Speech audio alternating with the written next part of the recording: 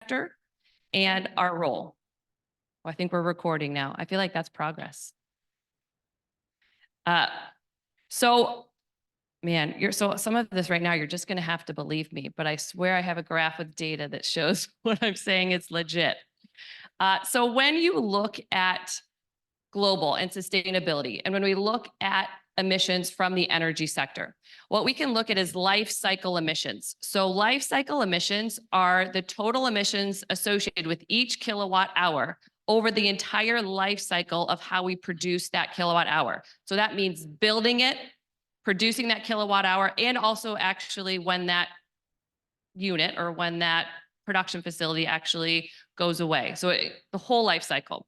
So when you look at that, if there's a graph, I would point it to you, right? We can see on the right, we see the highest emissions per kilowatt hour produced are with petroleum and coal. Then you have natural gas as lower emissions per kilowatt hour. And then you have your renewables and nuclear. You have solar, wind, all of that in terms of our energy sector producing the least amount of emissions per kilowatt hour, right? So then what we can do is we can see, all right, what is our role? Bringing it down to scale a little bit at the state level, right? So at the state level, we can look at how are we getting our energy and compare it. So I would often tell my students, right, a number doesn't really mean that much when it's just a number. You have to compare it to something. Is it bigger? Is it smaller? Is it growing? Is it shrinking? So when we look at our energy sector in Ohio and compare it to the nation, we can see that we are disproportionately getting our energy from coal compared to the nation. Oh, I feel like this is progress. So when we see that, right, one thing that tells us is us as a state and our energy policies. Oh, we are getting really close.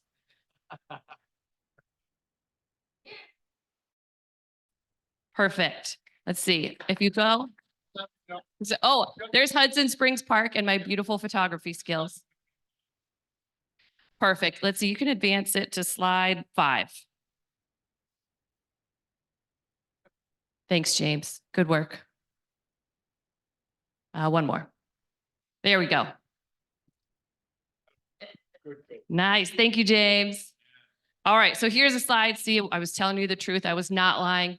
Right. So here's our life cycle emissions. So you can't quite see it here. So actually with the over here, you would see coal, petroleum, natural gas, somewhere in between. And then we have all of these other energy sources in terms of what their emissions is whenever we get a kilowatt hour from them. All right, we can advance it one. Oh, there you go. You can see it. I was telling you the truth. All right. Let's see, James, can you advance it one, please? There we go. All right. So at the top, this is where Ohio is getting our energy consumption from. At the bottom is the nation. So you can see for Ohio, disproportionately from coal. One reason why is, well, we've had a lot of coal in Ohio. It historically has been cheap and easy and there compared to the rest of the nation. So we have used the coal that we have. So when we compare it to the nation, you can see a lot less from coal and a lot more from renewable energy. Let's advance it one, please. So this is true not only across the nation, but even in states like Texas. So Texas is actually the nation's leader in wind energy production. So they also are producing more of their energy from renewable energy than coal. Texas has a lot more diversity in their energy sector compared to Ohio. And if we look at Ohio, not just compared to Texas and the nation, but if we compare it to our neighbors, Ohio is lagging all of our neighbors when it comes to wind energy, right? It's not that, you know, the wind blows in Michigan and Illinois and Indiana, but not Ohio. That's just not the way our world works. It's that we've done things to specifically prevent it and to stop it. Go ahead and do one more. There we go. All right. So what does it look like over time? So over time, we can see that despite having more of our energy sector coming from coal, it's changed a lot recently. We can see coal has come down significantly as natural gas has gone up. So natural gas has been replacing coal in our energy sector. So that is a great thing in terms of natural gas having lower emissions than coal when we get that kilowatt hour from natural gas. Why do we see this change? Well, we see this change because Ohio also has natural gas. We have hydraulic fracturing, which was a new technology along with horizontal drilling and some other technologies that opened up natural gas reserves around the country, Ohio and Pennsylvania being one of them. So you can see that rise in natural gas comes when we started drilling for natural gas more. All right, you can advance it one, please. So if you see two lines cross and go, ooh, what is that? You might be an economist because we just love to see those two lines cross. Say, ooh, 2014, when our natural gas actually overtook coal in terms of where we're getting our energy consumption from in Ohio. Natural gas was historically thought of as this bridge because it had lower emissions than coal does. And we see here, it's a little bit of a question, right? So the question here is it replacing renewables or is it replacing coal? Right now, the data says it's replacing coal, which means that we're getting lower emissions as we use to get more energy from natural gas than from coal. All right, next slide, please. All right, so why? So we can think about why is this happening? Why do we see these changes? And when we look at costs, right? Why did Ohio historically do a lot of coal? We had it, we had a lot of it, and it was relatively cheap at the time, right? So now with a lot of new technologies, one of those being horizontal drilling, if you look at the levelized cost, which is a way to kind of fairly compare costs across different energy sources, we can see that natural gas is the cheapest, right? So why is natural gas replacing coal? It's cheap. It is cheap, it is easy, it is there, we have a lot of it, it is much cheaper. So if you look, so coal is actually that kind of gray bar there. There we go. Nuclear, solar, also cheaper, right? So we can see why are we doing more natural gas? It's cheap. Why aren't we doing more solar? Next slide, please. It's not really about the economics, it's more about the politics. So if you want to know more about the politics of energy, I have a guy I know, and he could talk to you a lot about the politics of energy. That's really not my specialty. I'm more on the economic side, but it's really about the politics. We have a recent state law that allowed locations, counties, to actually ban solar and wind, which means if you're a landowner and you would like to do land and solar, they have decided for you what you can do with your land, and wind and solar is not among them. So not only have we banned it, we also have the strictest siting rules. So before you have before you put up a windmill, before you put up solar generation on your land, you actually have to get it sited, and it's stricter than all of our neighbors. So we've actually prevented it here in Ohio, making it not about the economics, not about the environment, but just it's really about more of a cultural thing in politics, which is not great for our energy grid, not great for our economy, and not great for this location. All right, next slide, please. Actually, 2 slides. All right, so I'm going to start with kind of the state level and kind of bring this big global issue down to the state level and see kind of what state issues are contributing there and work at. But really what I like to do is focus on the local level, right? What does this mean for Hudson? What does this mean for these locations? And when we think about local sustainability, what does that mean? CJ, can you go one more forward, please? There we go. All right.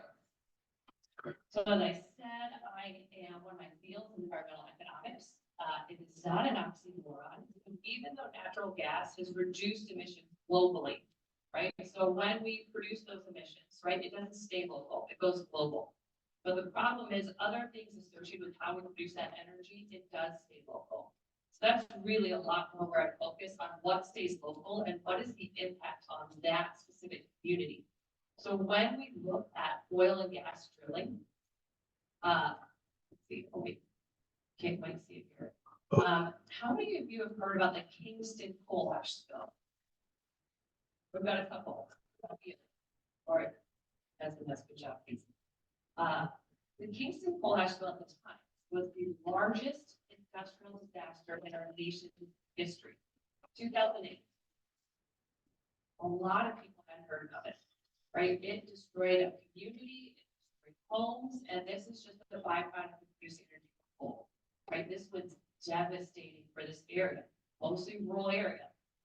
right? So on the left is the picture of the Kingston coal ash disaster, right? So that was in 2008, right? Hold my beer, here comes the BP oil spill, right? All right, so that one was bigger a few years later. But when you look at the impact on that community, so we can see the Kingston coal ash spill 10 years later had a massive effect on that location, right? We're not feeling it here, right? We're no longer feeling that natural disaster. 10 years later, they're still feeling that natural disaster in that community. If you look at the BP oil spill, you're no longer feeling the effects of the BP oil spill. Those communities are. If you look at natural gas drilling, those communities, let's see, can you go forward one slide, please? The communities that are doing natural gas drilling have not benefited from the drilling that they're doing. They're lagging in jobs, in incomes, population growth, on every economic measure we have. They're doing worse off today than when they started drilling in Ohio, right? So natural gas has been great for everyone who consumes energy. It's cheap, it's there, lower emissions. But for the communities doing the drilling, it hasn't been great. Next slide. So this can seem like a bit of a puzzle, right? How do they have all of this wealth, all of this natural gas, or oil, or whatever these resources are, but they're not doing it well, right? This is worth a lot of money. Trying to figure out So how you work the system. kind of the natural resources, So normally, right? So the natural I don't know. I was given about 3 seconds to set the entire thing up.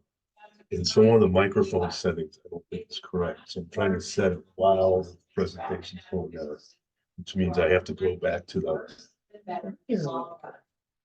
I know, I'm talking about Zoom and recording. It's supposed to feed in there, not seeing the microphone.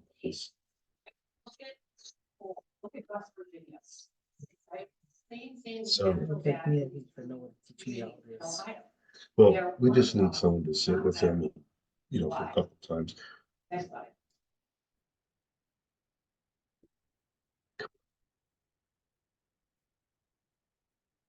Normally, so people volunteer, like, oh, I'll volunteer. It's like, well, could you sit with normal? Oh no, I just don't have time. And they never learn how to do it. And then when we need them, they're like, oh, I never learned how to do it. So we just need someone to sit with them a couple of times. I mean, I'm self-taught on all this stuff, but I just came in on the weekends and played around. But literally, what normally someone does about 20 minutes before, I did while she was starting. So they're like, oh my God, how come it's all screwed up? It's like, oh my God, that's amazing. You got this thing working right. Well, me too. It doesn't always all work. So.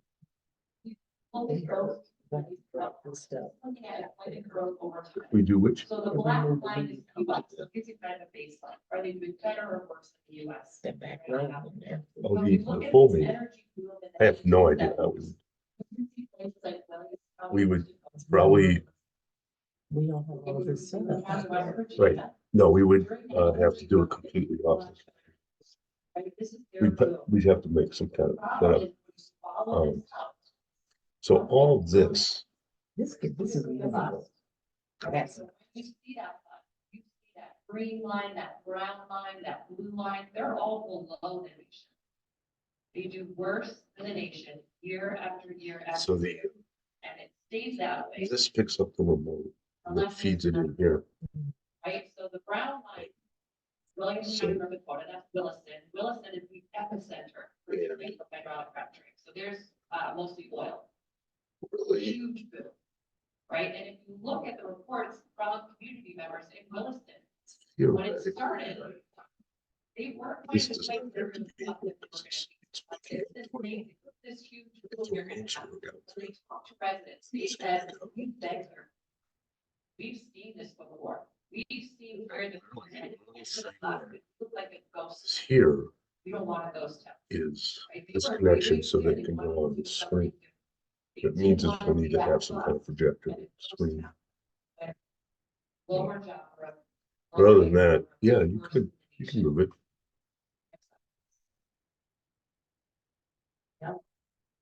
The other line here is right? Texas seems to be doing something a little different. That's what we're Right. anticipating. I thought I was gonna sit back and watch this. Right, a little part of it. But also. Camera usually doesn't work right away. That's work. Next slide. So we know, I was looking at the Northfield, they have we're gonna the connect the natural the resources. wind turbines It's gonna that are happen. in a circular Unless you thing. do something. So I'm trying to find Some out if I places could have put been. one on my property in Williamsburg because. So the natural resource first is like. Yeah, right. You can do things. I just got this feeling like it might be way more expensive than regular, blade, fan blade. Kind of thing. But yeah, it does. I think it, yes, yeah, I think it takes up way less. I'm trying to listen for the next thing. But yeah. Yeah, no, I mean, it's learnable. It's just. It's gonna be expensive. Because Ohio is still blocking. So I was thinking of solar, but now I'm reading about all these solar companies that people can expect super expensive contracts because they kind of sleazily sold it in. Yeah. One industry goes down, it takes over the place with it. The other thing it can do is it kind of sucks up all the energy.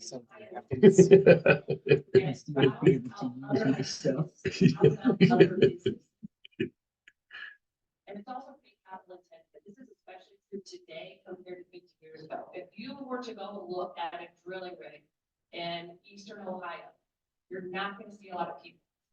You will see large equipment. Same is true with coal. It's very, very capital intensive, so it doesn't have the same impact on jobs that used to. Next slide, please. So when we look at these, right, what can we do knowing that this happened? Is what can we do to prevent it? We need to make sure that industries are diversified, that you're not relying on one industry. A lot of people, actually, I don't know what people think of, but I think of Texas, right? Maybe you think of like cowboy ranchers or oil and gas, right? But Texas has been diversifying their industry since the very beginning. Oil and gas helped them diversify ag, but they didn't just do that. They also built rail. They're also heavily into transportation. Houston also big center of finance. They have always been diversifying their industry, but even their energy, right? They're the largest producer of wind. They somehow just, it's in their DNA to diversify. Another way is to support small businesses, right? Small businesses can create new businesses, new industries to diversify the economy. Help with entrepreneurship programs, help with incubator, co-working spaces, so that we can help those entrepreneurs. All of these can help us prevent that volatility that we get from that over-reliance on one industry. Next slide, please.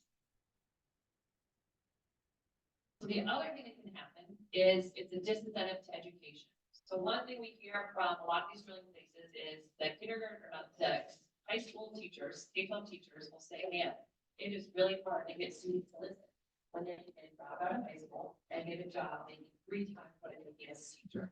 Right? That's probably hard to get those high schoolers to listen, and that's true. And it's true, right? Which is a disincentive for education, right? That works well when they drop out and they get those incomes. During the boom, it works well. What about the bust? What about when you're left without a job and you have no high school degree and you're in a town that looks like the coast? It doesn't work well, which means you have to do things to actually incentivize and help with education, job training programs, other educational investments, which also happen to be very labor intensive. Education is a very labor intensive field. It just worked well. Next slide, please. Another thing that's been noticed in the natural resource person is causes bad things like that coal ash flood, like oil spills, other spills that can happen, right? People tend to not want to live on this stuff, right? We had really things about oil, right? Thinking about Palestine. People don't want to live on that. That's not good for a community. You need people to shop in your businesses. You need people to live there, to buy homes, and part of it is being people, right? People don't want to live on it. which means you have to do things to, if there's a spill, clean it up. Do things to prevent spills, right? It could also be conservation, parks, trails, things to improve the environment so that people still want to live there and we're making sure it's a great place to live. All right, so the last ones are government spending and corruption. I'm not going to talk a lot about corruption. Again, I know that. We talked to you about corruption in the energy sector, but government spending can be pretty hard. So when you're in the boom and you have to build new roads and all the new things for this industry, you're used to a level of government spending that's up here. When the bust happens, it's harder to get that spending to come down. And it's not the fault of politicians necessarily. You build roads. People don't like potholes in their roads. So now you have to maintain a road system that is bigger than what you need, which means residents are going to have to pay for that. So what do? So if you've been also listing everything I said, like that costs money, that costs money, that costs money, sure does, right? We need to make sure that we set industry taxes appropriately so that we can afford to diversify the economy, so that we can afford to invest in education and job training programs, so that we can afford to deal with environmental disasters, so we can afford to invest in our environment. All of that costs money. Where does it come from? You need to set industry taxes appropriately so that you can account for the infrastructure that you built out by this industry and also the long-term impact of the economy. Next slide, please. All right, so in Ohio, right, research has been clear for over a decade what we need to do, how we can benefit from natural gas extraction. Did we do it? Even if you look at those taxes, right? First of all, we need the money to do all this, to really get Ohioans and Ohio communities to benefit from natural gas extraction. So if you look at the bottom right there, our severance tax rate amounted to 0.37% of the value of that natural gas. Let's go back to Texas, 7.5%. That is way bigger.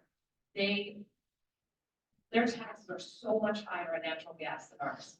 They have the funds to deal with all of the implications of oil and gas. We don't. We didn't do it from the start. We lost out on millions. That those communities didn't get the long run benefit because we didn't have the funds. We didn't tax them appropriately to deal with all the long run implications. Next slide, please. Right, so what we see is exactly what we would expect. Right, so on the left, it's almost like someone told them this was what was going to happen. Right, this is what's going to happen unless you do something. Right, unless nobody did anything. So that's exactly what happened. We knew that's what happened. That's what research said would happen. Nothing was done to prevent it.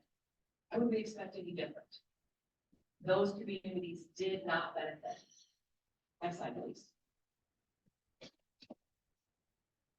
And we took it a step further. Not only did we not deal with any of these things so that a community actually benefits, now we're going to be drilling in our state parks. That environmental disamenity that's going to be bad for local areas, we're going to make it worse. Next slide, please. All right, so what does this mean for Hudson, right?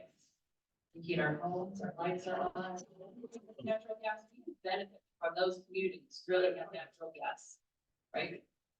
Well, what can we take from this? Next slide, please.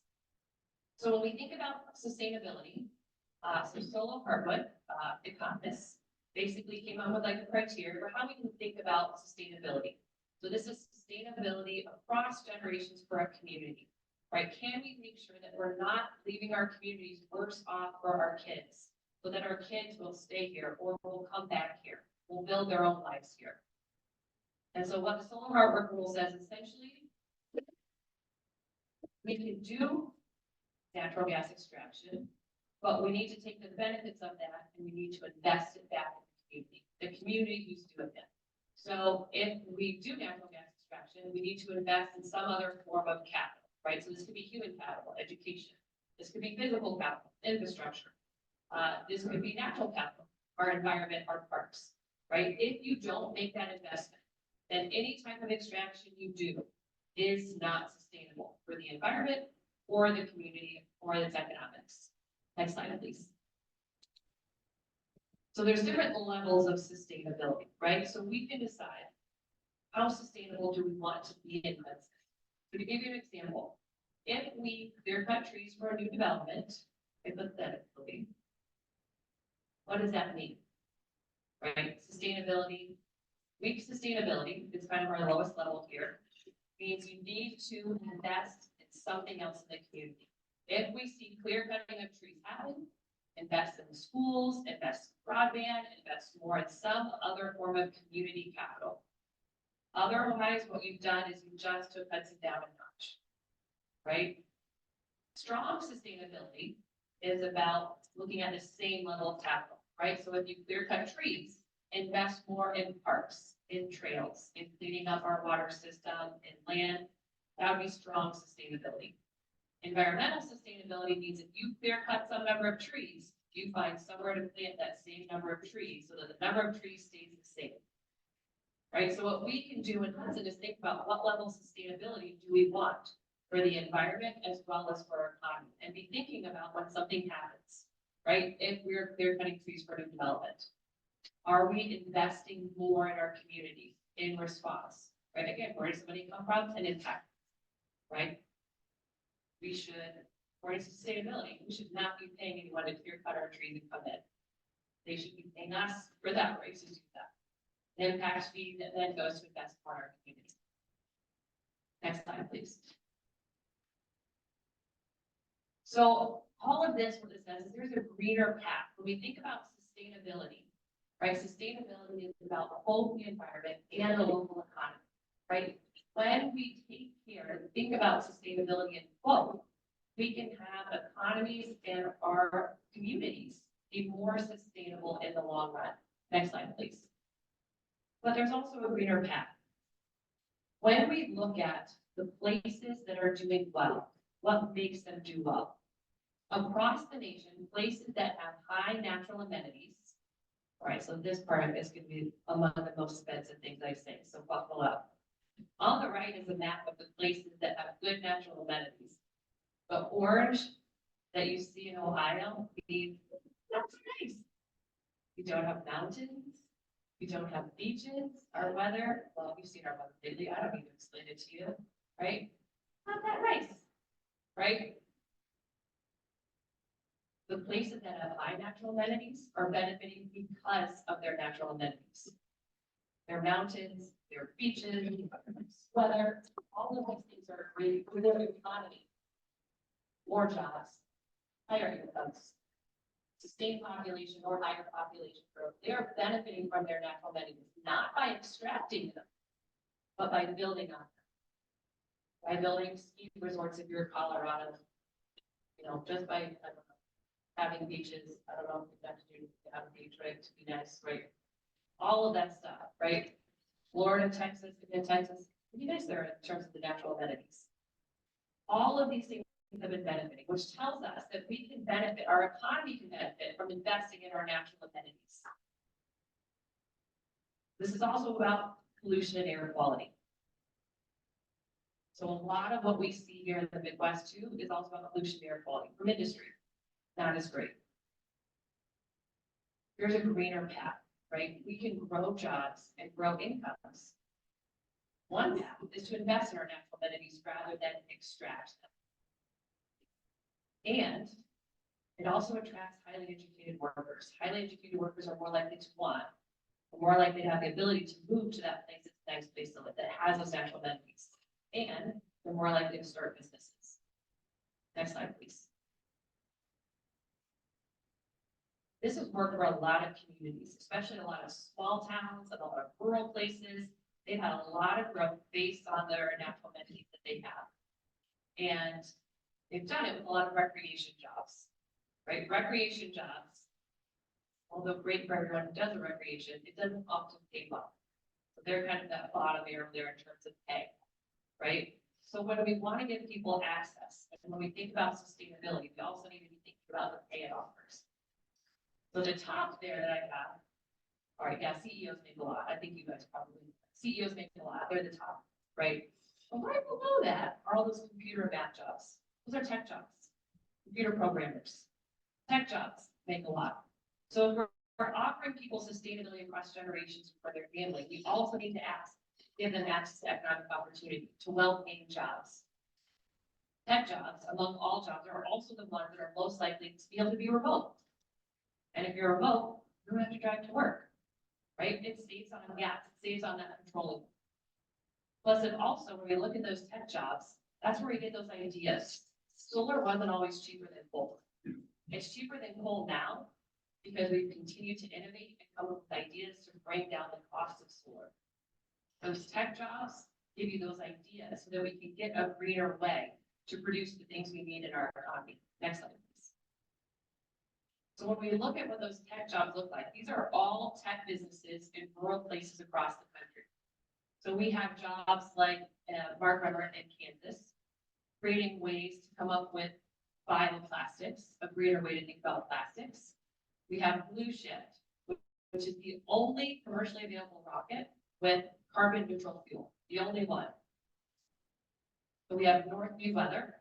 Northview Weather tracks the weather and links it to the energy grid so that we can get a more efficient energy grid that can accommodate and be able to predict what's going to happen to the weather.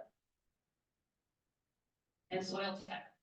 Soil Tech is something that goes in the ground and monitors water, nutrients, so that we can know if nutrients are going to run off. We can know do we actually need to water these crops or not. And the high tech, so that we can save water. We can do it efficiently, that we can think about runoff. All of these ideas are ideas that came from small businesses, a way to make us greener, right? When we think about those big issues, things like global change, global climate change, right? Big issues, big problems require big ideas, right? And big ideas often come from these small businesses. Next slide, please. So when we think about good green jobs, right? On the right here, it's a little bit hard to see here, but this is looking at the cost of doing this thing that can abate emissions or basically reduce emissions. So on the right are things that we can do and they cost more, right? So you can probably pick up nuclear there on the right, solar there. That will help us reduce emissions, but it costs a little more. So it gives you a sense of how expensive it is to get that emissions reduction. On the left, when you see that negative, that's a savings. It doesn't even cost you, or at least not long run. It actually saves you money. If you think about on the very far left, putting LED lights, that saves you money. But it's an upfront cost, right? You have to buy the lights. Once you buy that light bulb, long run, you will experience more savings buying that light bulb than if you didn't. So everything on the left, we actually end up saving money, but it requires an upfront investment, right? So when we look at good green jobs, we can start to think about what is the cost for the emissions reduction we get. If we want more jobs, think about what's labor intensive. So one of the most effective things we can do is also retrofitting homes and businesses to be more energy efficient. Right? One great way to reduce emissions is to not have to use a kilowatt hour at all. And it doesn't even matter where it came from because you never used it. Those tend to be more labor intensive jobs. Those are jobs to do that. And also they save residents money and it stays with the community. So even if that resident moves out, their home is still energy efficient, right? Those savings stay with the community. So there are a lot of, just kind of give you some of the things that are on the left hand side. We were talking about some plug-in hybrids. Plug-in hybrids also save us money. There are a lot of things that we can do that are effective, cost effective, reduce emissions, and improve our economy, and that pay well. So those remote workers is even on here, just allowing your employees, even hybrid, not to drive to work every day, right? Fully remote, right? Can save 54%. They have a 54% lower carbon footprint. That's huge, just by being remote. There are a lot of things we can do that work for our economy that are also a greener way of doing our economy. Next slide, please. So I told you on average, those natural amenities benefit communities. On average, it's true. For Ohio, it's not true. The places in Ohio that have better natural amenities tend to do worse. It's not that we don't have natural amenities. We have a Great Lake, right? So this is actually a quote from a book. I don't like to actually tell you which book because I don't, it's me. But this is from a photographer who said, Northeast Ohio doesn't have a geographical crown jewel. right? No ocean, no mountain range, nothing really majestic to speak of, right? Completely forgetting that we have a Great Lake, completely forgetting about all of the natural benefits that we do. And I don't like to quote it because I don't blame this photographer. This is how we've generally treated our environment in Ohio. Look at our waterfront along Lake Erie compared to basically any other place. San Diego, Florida. We're all built up in a way that people can use them. Trails, biking paths, parks, boardwalks, in a way that we can use them. What do we have on Long Run Lake? Do we have a bike path on Long Run Lake? Michigan just built one.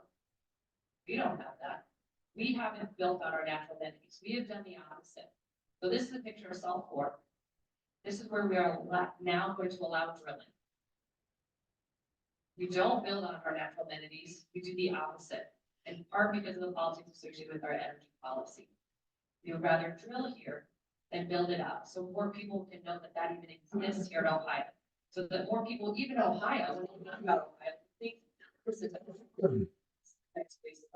This is where I want to raise my family. This is where I want to start. A lot of people don't think about this because of how we treat our natural amenities. And it's not environmentally sustainable.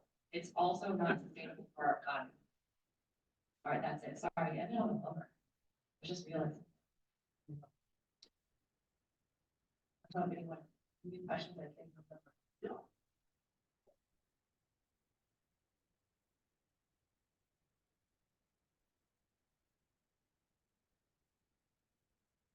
Well, we talk about amenities, well, with the great, so there's amenities for all. But the great thing, the fact that we're near a huge body of fresh water, and all the other areas you talk about are not. I would think it would be, over time, become probably one of the greatest amenities of all. Oh, definitely. So in terms of climate change, Ohio actually is very climate resistant, right? We have water. A lot of places are dealing with more and more droughts. Our weather just gets slightly nicer over the summer. We're very climate resistant. An issue I see with having a Great Lake is when I hear Ohio policymakers talk about our Great Lake, I hear them talk about it in regards to site selection. So you know what site selection is? Site selection is basically how do we create a site for typically a manufacturing plant to come, right? They advertise our Great Lakes manufacturing plants. Why would they do that? A lot of manufacturing plants need it for cooling, depending on what it is, cleaning, or dumping. This is how they advertise our Great Lakes national for site selection, right? That's an issue. I don't see San Diego advertising their ocean to site selection. I don't see Colorado. Actually, I've heard from the Boulder city manager who said, look, if you want to come, you're welcome to Boulder, right? I'm not giving you our mountains, right? I'm not giving, first of all, I'm not paying you to come here either. I will welcome you with open arms, but I'm not going to pay you to come here, right? We don't have that strategy. That's the issue.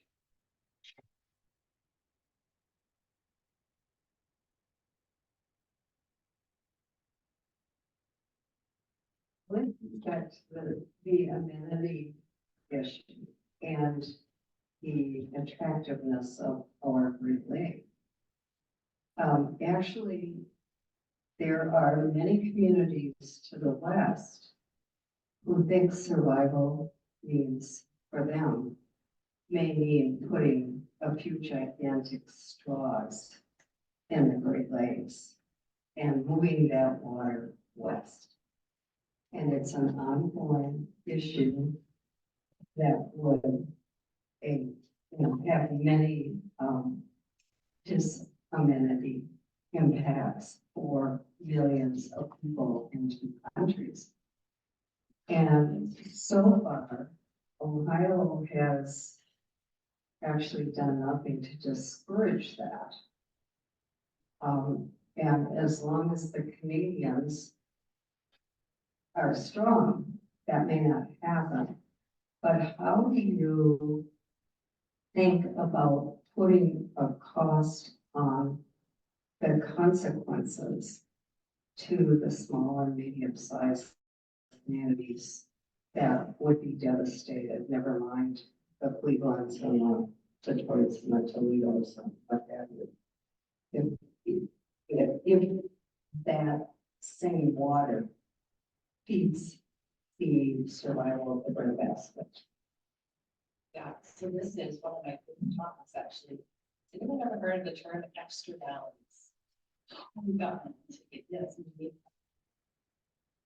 Externalities in economy is when any market action has an impact on a bystander, right? So when you drive a car, right, and it produces pollution, right? That's not what you're trying to do. It's just a kind of byproduct, right?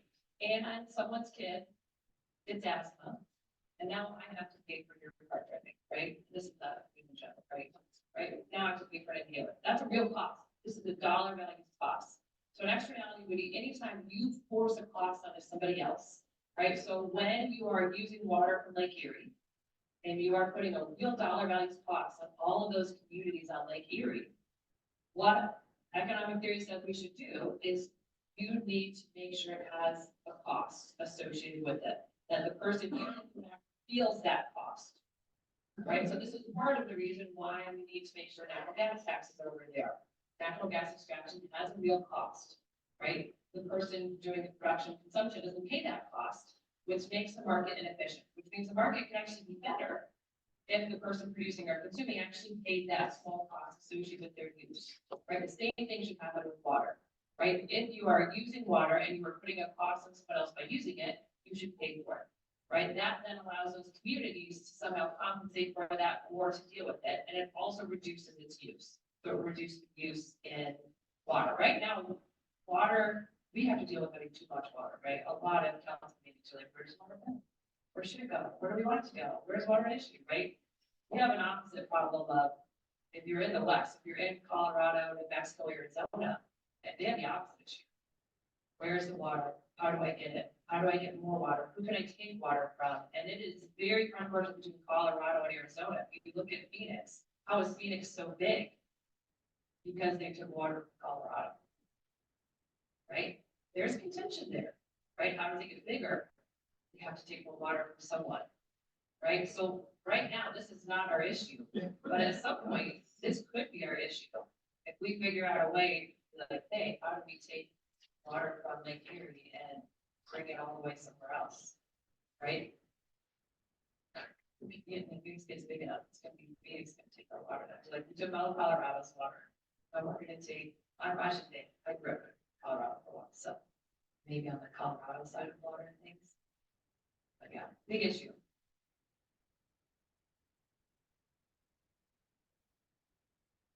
Thank you, appreciate it.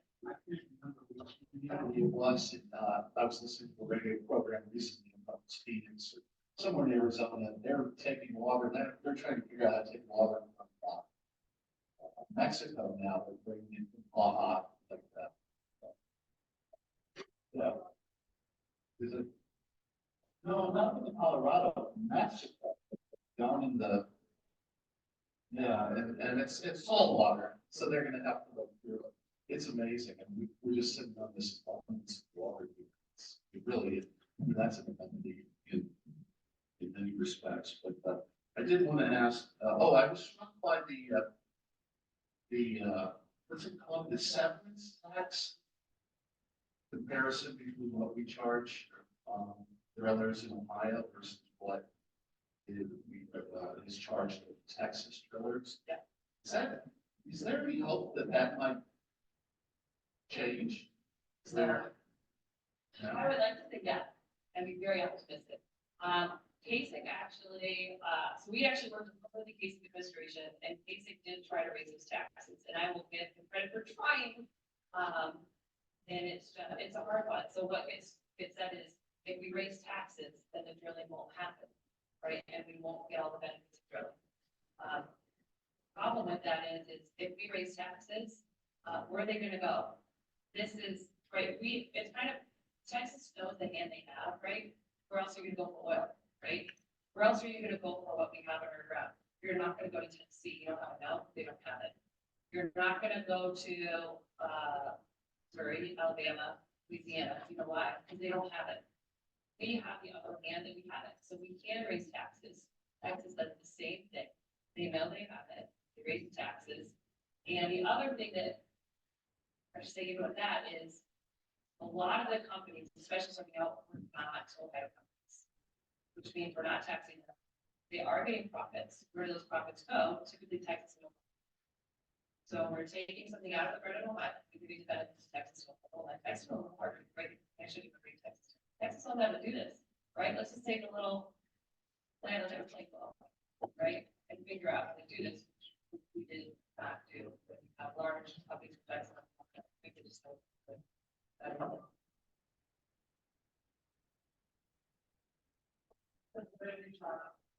Oh, more than this. So I don't know the exact number, but I do, so they actually raised this. So early on, they raised, their severance taxes, to be closer to Texas.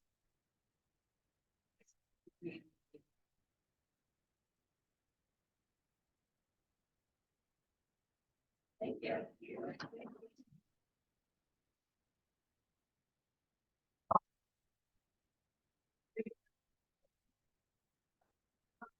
Bill had a couple words he would like to say. So I'm gonna give Bill the mic for a couple of minutes.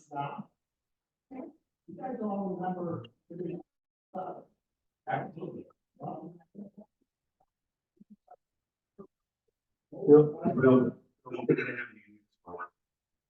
So that here you are. Oh.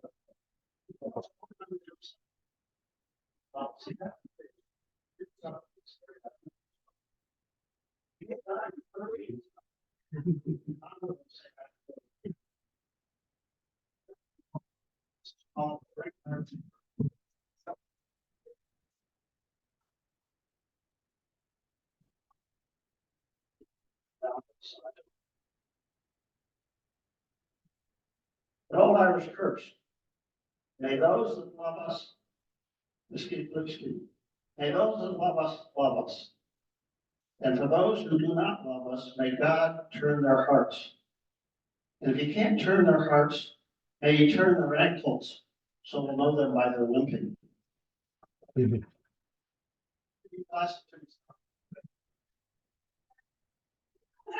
Thank you, Bill. Good.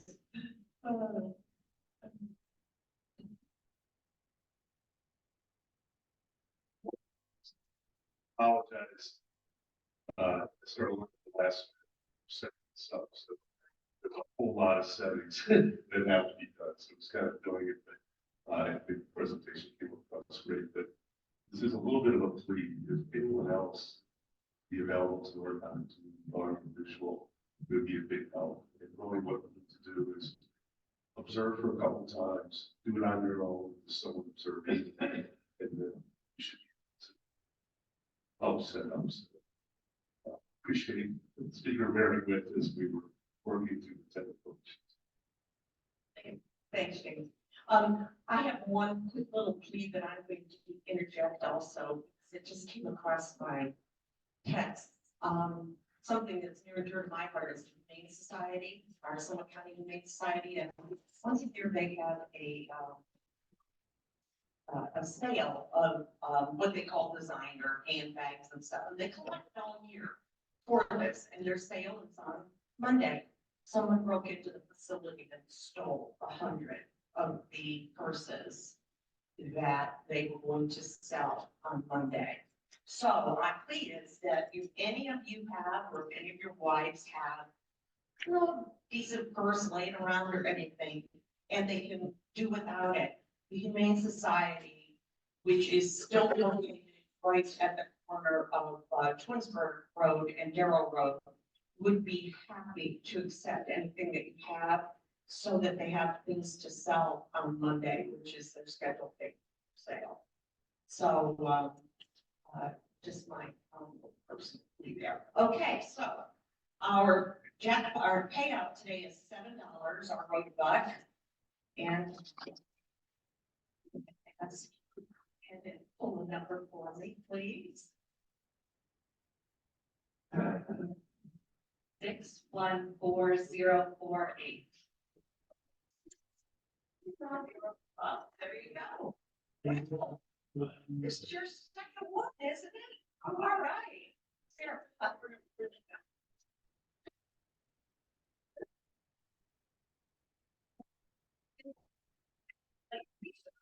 in the most recent time. You got it, you got it. Okay. All right. Here's your thing. And let's see if we can pull off the big one there. Oh, not today. All right, we'll come back now and now. All right, thanks, everybody, and thanks to our guests, and, have a good one, everybody. Did I get up there?